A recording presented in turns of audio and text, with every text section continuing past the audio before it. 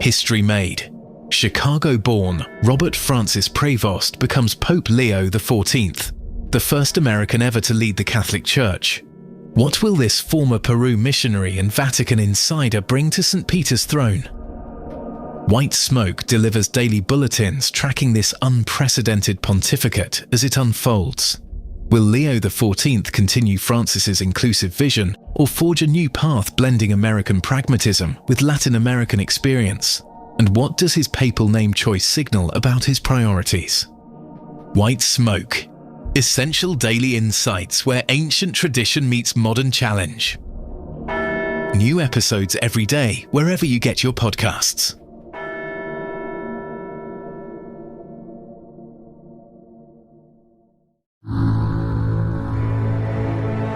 Calaroga Shark Media.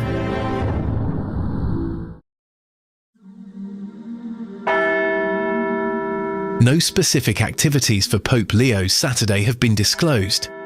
However, it's common for a newly elected pope to spend time in private prayer, reflection, and meetings with Vatican officials to discuss initial appointments and plans.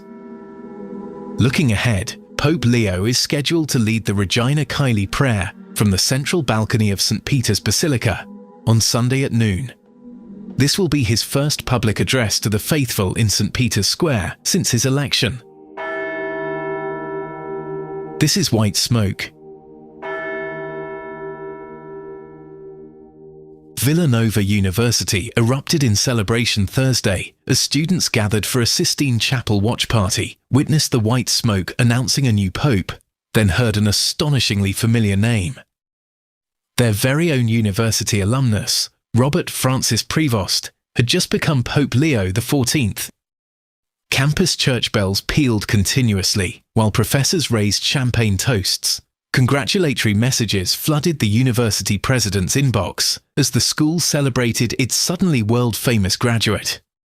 Situated in Philadelphia's suburbs with approximately 10,000 enrolled students, Villanova stands as the premier Catholic university of the Augustinian tradition in America.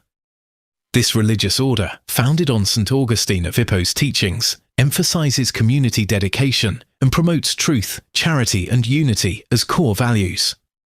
While Robert Prevost eventually rose to lead the worldwide Augustinian order, and now the entire Catholic Church as Pope Leo XIV, during the 1970s, he was simply another student traversing the Gothic campus. Pursuing studies in mathematics and philosophy, he completed his math degree in 1977. His Villanova connection remained strong throughout his career, with occasional campus returns and Rome-based student meetings. The university awarded him an honorary humanities doctorate in 2014. He even maintains his Villanova basketball fandom. He has always been a very loyal Villanova alum, noted university president Reverend Peter M. Donahue during a phone conversation, though he jokingly lamented losing a potential commencement speaker. "I'm sure he's going to be really busy now," he added. Father Donahue himself experienced a remarkable coincidence Thursday, finding himself in Chicago, the new pope's hometown, for a Villanova alumni gathering. Following the papal announcement, congratulatory messages poured in, including one from Notre Dame's president, a competing Catholic institution. He described Pope Leo XIV's approach as humble and straightforward, qualities demonstrated during his cardinalate. Despite residing in Vatican City as Cardinal Prevost, he regularly joined the Augustinian community for prayers and meals. Community was very important to him, Father Donahue emphasized. Numerous Villanovans claimed personal connections to the newly elected pontiff. Some friends of Quatela had visited Rome and possessed photos from a dinner with him. "They're like, 'I met the Pope,'" she said. Thursday evening's campus mass relocated from a smaller chapel to St. Thomas of Villanova Church to accommodate unexpectedly large attendance. You'll likely hear a lot about the new pope as you watch playoff basketball today. Supporters of the Knicks' enthusiasm has reached new heights with their team leading Boston 2-0, but the election of the Villanova alumnus as pope has them sensing divine backing for their playoff run. The team features a prominent Villanova trio, Jalen Brunson, Mikal Bridges, and Josh Hart, now just 2 victories away from eliminating the heavily favoured Celtics in the 2025 NBA playoffs second round. One social media user posted, "The new Pope is an American who went to Villanova. This really is the Knicks year." Enthusiastic fans even investigated Pope Leo XIV's social media history, uncovering posts from 2016 celebrating Villanova's national championship basketball team. Meanwhile, in Chicago, sports fans were concerned over which baseball team Pope Leo supports. Initial assumptions suggested Pope Leo XIV would support the Chicago White Sox, given his childhood as an altar boy at a Southside church. However, confusion erupted when ABC News unexpectedly reported him as that rarest of specimens, a Southside Cubs supporter. The Cubs organization enthusiastically embraced this report, even displaying, "Hey Chicago, he's a Cubs fan," on Wrigley Field's iconic marquee. Cubs team chaplain Reverend Burke Masters from St. Isaac Jogues Parish in suburban Hinsdale expressed immediate excitement, telling ABC 7, "I want to invite Pope Leo to come celebrate Mass at Wrigley Field."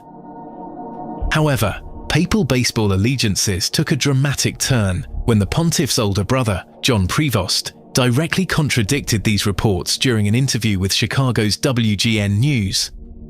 "He was never ever a Cubs fan, so I don't know where that came from. He was always a Sox fan. Our mother was a Cubs fan. I don't know, maybe that clued in there. And our dad was a Cardinals fan, so I don't know where that all came from. And all the aunts in our mum's family were from North Side, so that's why they were Cubs fans." The family's baseball divide presents its own fascinating narrative. A Cubs fan mother and Cardinals fan father somehow raising a devoted White Sox supporter. Supporting John Prevost's clarification, the Chicago Sun-Times uncovered photographic evidence showing the future Pope attending the 2005 World Series, where the White Sox claimed their first championship in 88 years by defeating the Houston Astros. The White Sox organization quickly capitalized on this confirmation, a rare victory for a franchise experiencing lean competitive years lately. A team spokesperson announced, "Family always knows best. And it sounds like Pope Leo XIV's lifelong fandom falls a little closer to 35th and Shields. Some things are bigger than baseball, but in this case, we're glad to have a White Sox fan represented at the Vatican." The club confirmed that White Sox pinstriped jersey and cap bearing the pontiff's name are already en route to Rome, with an open invitation to visit his ballpark anytime. The new Pope also says, "I consider myself quite the amateur tennis player."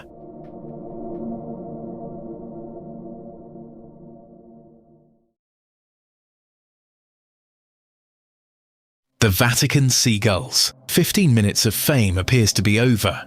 Throughout the conclave proceedings, as news networks worldwide trained their cameras on the chimney, Rome's persistent seagulls repeatedly entered and exited the frame, transforming the city's common pests into unexpected international celebrities of a papal selection that rapidly became a social media phenomenon.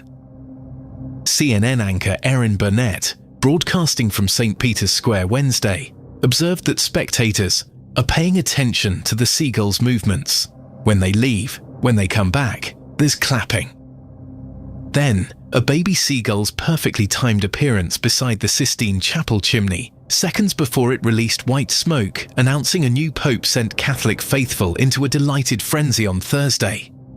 The tiny grey chick joined its now famous mother on the Vatican rooftop precisely as white smoke began billowing, triggering enthusiastic cheers from the massive crowd gathered at St. Peter's Square, who interpreted the bird's arrival as a charming potential sign. Some called the gulls the most watched seagulls in existence.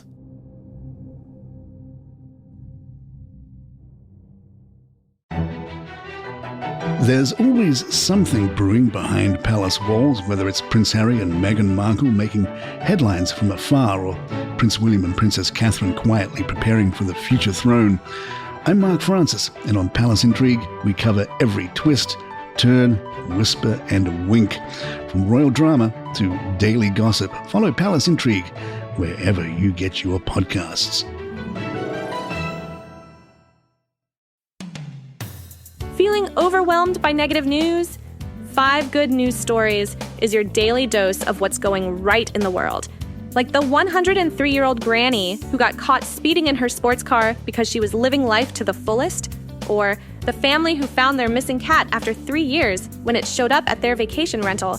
Remember Flop the penguin's incredible comeback after his injury? And that guy who broke the world record for most high fives in 24 hours while raising money for charity? These are the stories that remind us the world is still full of wonder and joy. 5 Good News Stories. Pure positivity 3 times a week. 5 Good News Stories, available wherever you get your podcasts. 5 Good News Stories.